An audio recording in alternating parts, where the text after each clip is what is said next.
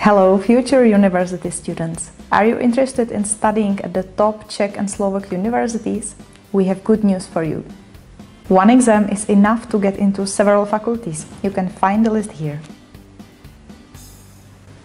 You can now apply for the national comparative exams online and take them on site or completely online.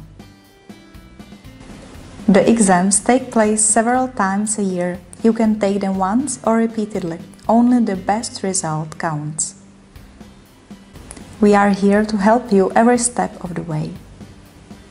Check out our website for more information and important dates.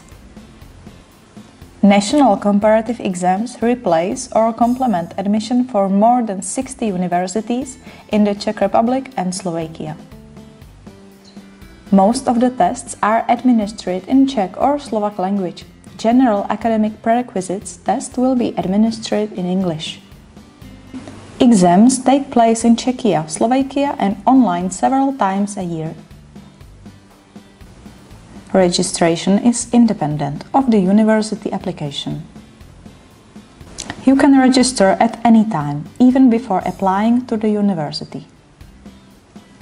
Only your best result counts. You can use one result for multiple universities.